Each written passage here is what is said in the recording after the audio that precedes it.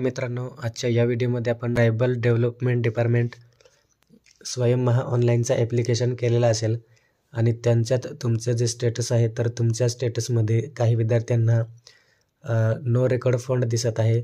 पहिला त्यांना जी DBT आहे ती त्याचं स्टेटस दिसत होतं. त्यानंतर 1-2 दिवसांनी त्यांचे स्टेटसच त्या ठिकाणाहून गायब झालेलं आहे. तर त्यासाठी आपण या ठिकाणी व्हिडिओ घेऊन येत आहे. बऱ्याच विद्यार्थ्यांच्या या ठिकाणी कमेंट येत होत्या. तर त्यासाठी आपण तुमच्यासाठी हा व्हिडिओ घेऊन आलेलो आहे. तर व्हिडिओ नक्की शेवटपर्यंत बघा आणि चॅनलवर नवीन असाल तर चॅनलला सबस्क्राईब करा, जेणेकरून अशाच प्रकारची व्हिडिओज तुम्हाला या ठिकाणी भेटत राहणार आहे. तर मित्रांनो, पहिल्यांदा आपल्याला स्वयंच्या ऑनलाईन वेबसाईटला लॉग इन करायचं आहे आपला ID आणि पासवर्ड एंटर करून.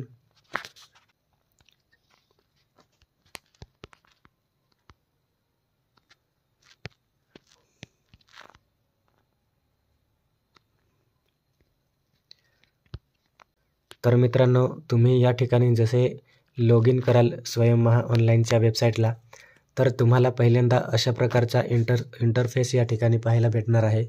ट्रायबल डेव्हलपमेंट डिपार्टमेंट या ठिकाणी आपण पाहू शकतो. त्यानंतर आपल्याला ॲकॅडमिक इयर दिलेले आहे, कोणत्या वर्षाचे ॲप्लिकेशन तुम्हाला या ठिकाणी दिसत आहे ते. त्यानंतर तुम्हाला ॲप्लिकेशन ID दिसेल आणि तुम्ही जो ॲप्लिकेशन केला आहे तो न्यू ॲप्लिकेशन आहे का रिन्यू केलेला ॲप्लिकेशन आहे ते तुम्ही या ठिकाणी पाहू शकणार आहे ॲप्लिकेशन टाईपमध्ये. आणि स्टेटसमध्ये आपण पाहू शकतो अप्रूव्ह बाय PO. तर मित्रांनो, या ठिकाणी आपला जो ॲप्लिकेशन आहे तो प्रकल्प ऑफिस म्हणजेच प्रोजेक्ट ऑफिसहून अप्रूव्ह झालेला आहे.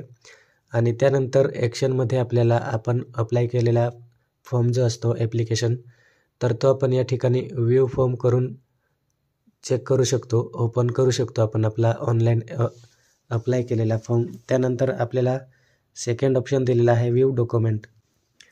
तर मित्रांनो, आपण अपलोड केलेले डॉक्युमेंट पुन्हा आपण या ठिकाणाहून बघू शकतो किंवा डाउनलोड करू शकतो. त्यासाठी आपल्याला व्ह्यू डॉक्युमेंटचा ऑप्शन दिलेला आहे.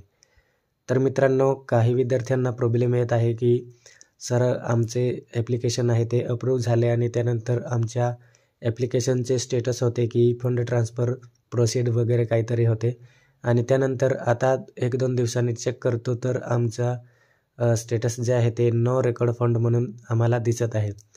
तर मित्रांनो, यासाठी आपल्याला या ठिकाणी एक ऑप्शन दिलेला आहे नो युअर DBT स्टेटस. तर सिम्पली आपल्याला या ठिकाणी क्लिक करायचे आहे नो युअर DBT स्टेटसवर आणि त्यानंतर आपल्याला या ठिकाणी आपले ॲकॅडमिक इयर दिसेल या ठिकाणी.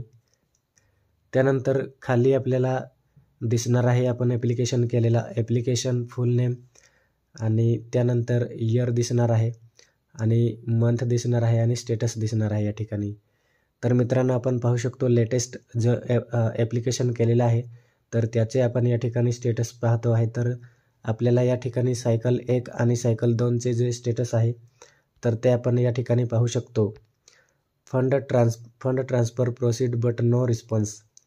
तर मित्रांनो, तुमच्या ॲप्लिकेशनच्या स्टेटसला जर अशा पद्धतीचे स्टेटस असेल fund transfer proceed but no response तर मित्रांनो, तुम्हाला पुढच्या 5 ते 6 दिवसात तुमचे DBT तुमच्या अकाउंटला रिसीव्ह होणार आहे. जिथे तुमचं आधार सीडिंग अकाउंट असेल तर त्या ठिकाणी तुम्हाला ही DBT रिसीव्ह होणार आहे. तर मित्रांनो, काही विद्यार्थ्यांचा या ठिकाणी हाच जो स्टेटस आहे तो दिसत होता. त्यानंतर त्यांना जो स्टेटस आहे तो नो रेकॉर्ड फंड म्हणून त्या ठिकाणी दिसायला लागलेला आहे. तर मित्रांनो, या ठिकाणी परत अजून एक तिसऱ्या नंबरची प्रॉब्लेम म्हणजेच या ठिकाणी काही विद्यार्थ्यांना fund transfer has not been proceed अशा पद्धतीचा स्टेटस जो आहे तो विद्यार्थ्यांना दिसायला लागलेला आहे. तर मित्रांनो, जर तुमच्या ॲप्लिकेशनच्या स्टेटसला फंड ट्रान्सफर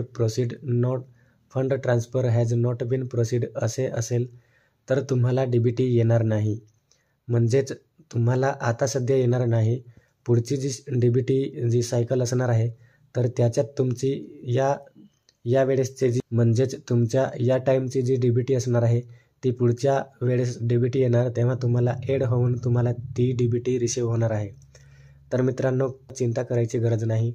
जर तुम्हाला fund transfer proceed but no response असा स्टेटस असेल तर येत्या 5 ते 6 दिवसात तुम्हाला DBT रिसीव्ह होणार आहे आणि fund transfer has not been proceed असं असेल तुम्हाला स्टेटसमध्ये तर तुम्हाला पुढच्या वेळेस तुमची जी DBT आहे ती सायकल ॲड होऊन तुम्हाला जी DBT आहे ती तुमच्या अकाउंटला रिसीव्ह होणार आहे. तर अशा पद्धतीचा या ठिकाणी स्टेटसमध्ये विद्यार्थ्यांचे कन्फ्युजन झालेले होते. तर आय होप तुम्हाला आता ही जी कन्फ्युजन होते ते क्लिअर झाले असेल.